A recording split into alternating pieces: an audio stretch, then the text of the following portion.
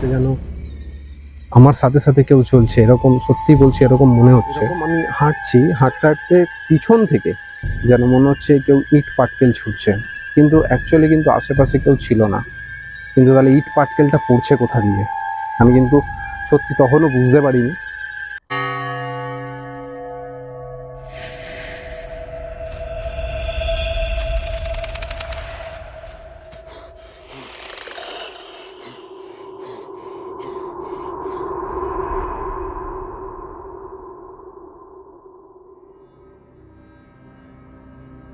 South park street কবরস্থান এই প্রাচীনতম নন চার্চ কবরস্থানগুলোর মধ্যে একটি, যা সমগ্র বিশ্বে বিদ্যমান। এটি প্রতিষ্ঠিত হওয়ার সময় ইউরোপ ও আমেরিকার বাইরে বৃহত্তম ছিল। কবরস্থানটি মূলত 1767 সালে খোলা হয়েছিল, যে সময় বাংলায় ব্রিটিশ সাম্রাজ্যের বিকাশ শুরু হয়েছিল।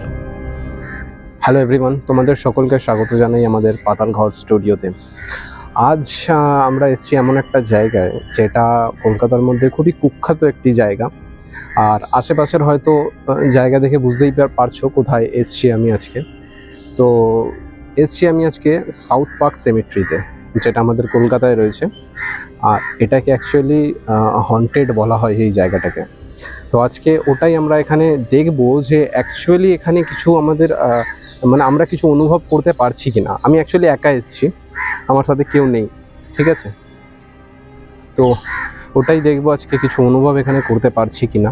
আমি এখানে প্রায় 7 থেকে 8 বছর আগে এসেছিলাম, এসে অনেক কিছু এখানে ফিল করেছি, অনুভব করেছিলাম। তো আজকে এসেছি, দেখি কিছু এখানে অনুভব করতে পারি কিনা আজকে। চলো তোমাদের এক একটা করে জায়গা ঘোরাবো আর দেখাবো এখানে কি কি রয়েছে।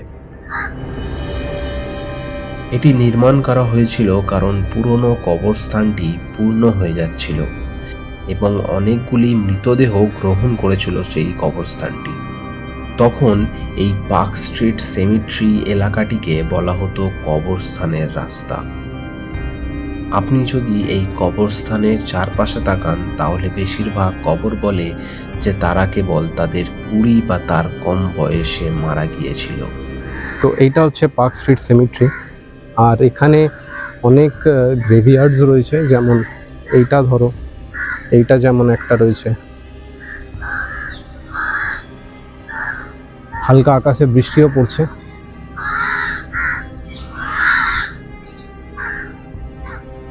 এই জায়গায় মানুষজন এলে নাকি অনেক রকমের অ্যাক্টিভিটি তারা বুঝতে পারে, ঠিক আছে? তো এই জায়গাতে আজকে এসছি।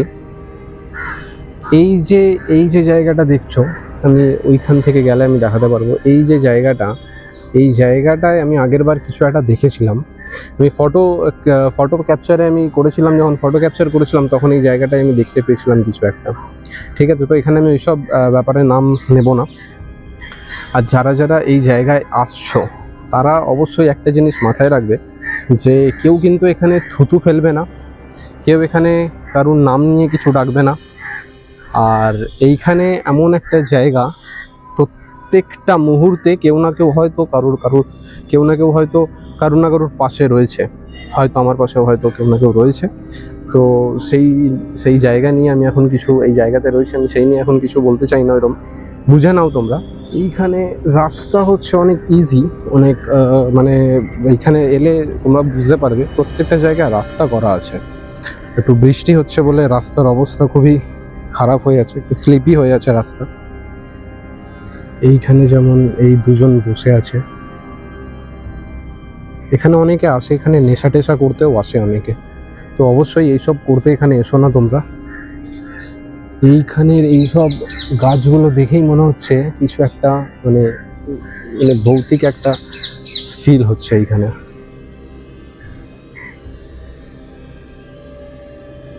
সাউথ পার্ক স্ট্রিট কবরস্থানের ভয়ঙ্কর কিছু ঘটনা রয়েছে। এমন অনেক লোক রয়েছে যারা এই ঘটনার সাক্ষী। অনেকে এখানে কবর দেওয়া লোকদের ভূত দেখতে পেয়েছে, এমনকি কলকাতার সবচেয়ে ভুতুড়ে জায়গা বলে মনে করা হয় এটিকে। কেউ কেউ দাবি করে যে তারা যখন এই কবরস্থানে গিয়েছিলেন, তখন তারা অজ্ঞান হয়ে পড়েছিলেন বা হঠাৎ অসুস্থ বোধ করছিলেন। আবার অনেকে বলে যে তারা তাদের মেরুদণ্ডে ঠান্ডা লাগার কারণে বিরক্ত বোধ করেছেন, শ্বাস নিতে পাচ্ছেন না, এরম অদ্ভুত অনুভূতিও আছে। একটি কিংবদন্তি আছে যে বর্ষাকালে ডেনিসন পরিবারের সমাধিতে রক্তক্ষরণ হয় এবং রক্ত ঝরতে দেখা যায়। সুতরাং এটি একটি রক্তপাত সমাধি ডাকনাম পেয়েছে। এই পার্ক স্ট্রিট সেমিট্রিটা 1767 সালে স্থাপন করা হয় এবং তারপর থেকে এই জায়গাটায় আর কোনো রকমের কবর দেওয়া হয়নি। তবে থেকে এই সেমিট্রিটা এরকমই বন্ধ রয়েছে এবং এখানে তোমরা শুনলে হয়তো আশ্চর্য হবে, এখানে 1600-র বেশি কবর রয়েছে এবং এই জায়গাটাকে সত্যি খুবই স্পুকি আর হন্টেড বলা হয় না এমনি এমনি, কারণ হচ্ছে এই জায়গায় অনেক রকমের অ্যাক্টিভিটি রয়েছে। এই যে জায়গাটা দেখছো এই দূরের, এই জায়গাটায় একটা বিল্ডিং রয়েছে, তোমরা হয়তো দেখতে পাচ্ছ এই যে বিল্ডিংটা, এখানের জানলা সবসময় বন্ধ থাকে। তারও কিছু কারণ রয়েছে। বলা হয় রাত্রিবেলা এই জায়গায় নাকি অনেক রকমের অপ্রাকৃতিক আওয়াজ শুনতে পাওয়া যায়। তো এই জায়গায় এমন এমন আওয়াজ শুনতে পাওয়া যায় যেটা স্বাভাবিক নয়, অস্বাভাবিক কিছু কিছু আওয়াজ রয়েছে। যেমন ঘোড়া দৌড়ানোর আওয়াজ পাওয়া যায়, তরোয়ালের দুটো তরোয়াল একসাথে মানে তরোয়ালের যুদ্ধ হলে যেরকম টাংটুং আওয়াজ হয় ওই রকম আওয়াজ পাওয়া যায় এই জায়গায়। তো এইরকম কিছু কিছু আওয়াজ এখানে পাওয়া যায়, অনেক কিছু অস্বাভাবিক অনেক কিছু দেখাও যায়। সেই সব কারণে এই জায়গায় যেসব বিল্ডিং রয়েছে আশেপাশে, সেই সব বিল্ডিংয়ের দরজা জানলা, মানে পিছনের জানলা, অ্যাকচুয়ালি দরজা নয় পিছনের জানলা সবসময় বন্ধ থাকে। এখানে মনে হয় আমি একাই রয়েছি, তার কারণ হচ্ছে এখানে আমি একজন কি দুজন কি তিনজনকে আমি দেখতে পেলাম জাস্ট, আর কাউকে কিন্তু এর ভিতরে আমি দেখতে পাইনি এখন অবধি। এখানে আমি একাই রয়েছি।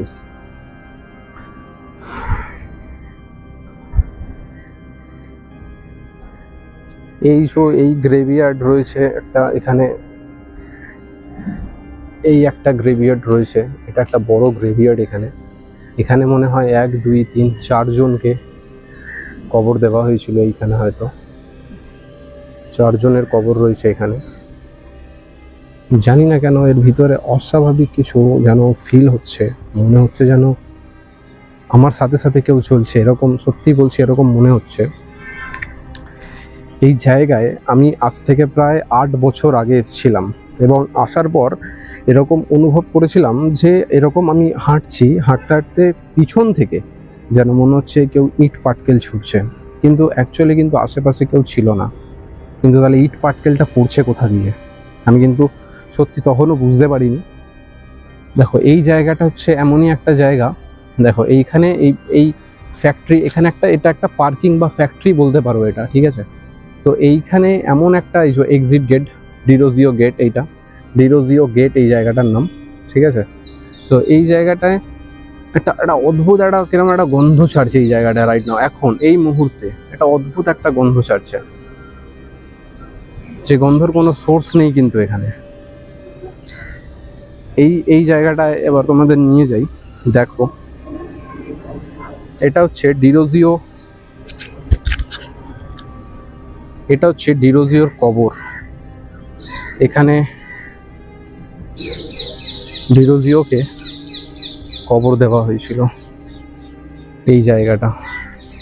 একটা ইনসিডেন্ট তোমাদের বলি শোনো, আমারই একটা নিজের বন্ধুর একটা বলা ঘটনা এটা। সে একবার কি হয়েছিল, আমরা যখন কলেজে পড়তাম তখন সে আমাকে এই ঘটনাটা বলে। তখন সে একটা জায়গায় টিউশন পড়তে যেত এবং সেখান থেকে কালীঘাট অনেক কাছাকাছি। তো ও কী করতো, মেট্রো ধরতো, এখানে চলে আসতো। এইবার তখন অনেক বছর আগের কথা বলছি এটা, তখন কি হতো, তখন এত স্ট্রিক্ট, এত মানে রেস্ট্রিকশন বা স্ট্রিক্ট ছিল না এখানকার লোকজনরা, যেখানে কোনো রকম নেশা করতে দেবে না বা কিছু। এইখানে তখন তারা ড্রিঙ্ক করতে চালু করে, ঠিক আছে, ড্রিঙ্ক স্মোক এইগুলো করতে তখন ওরা শুরু করে এখানে।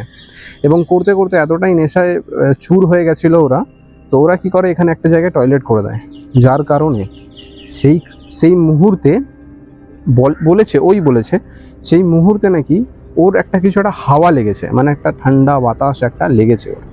এবং সেই ঠান্ডা বাতাসটা লাগার পর ও কিছু বুঝতে পারেনি, এখান থেকে নর্মালি সে বেরিয়ে যায় এবং বেরোনোর পর যখন বাড়ি যাচ্ছে তখন ও বুঝতে পারছে যেন তার সাথে সাথে পিছনে পিছনে কেউ চলছে। তো সেই যে অনুভূতিটা ও করেছিল, তো তখনও সে ওইভাবে বুঝতে পারেনি, ও ভাবছে হয়তো আমার মনের ভুল, কিন্তু অ্যাকচুয়ালি না, ওটা সে বাড়ি যখন যায়, বাড়িতে যাওয়ার পর তার প্রচণ্ড শরীর খারাপ হয় এবং প্রচণ্ড শরীর খারাপ হওয়ার পর সে যখন বাড়িতে যখন বাবা মা যখন তার জিজ্ঞেস করে তখন ও পুরো এই ঘটনাটা পুরো বলে। মানে তখন সে হয়তো বুঝতে পারছে হালকা হালকা যে এই কারণে আমার সাথে এই জিনিসটা হচ্ছে।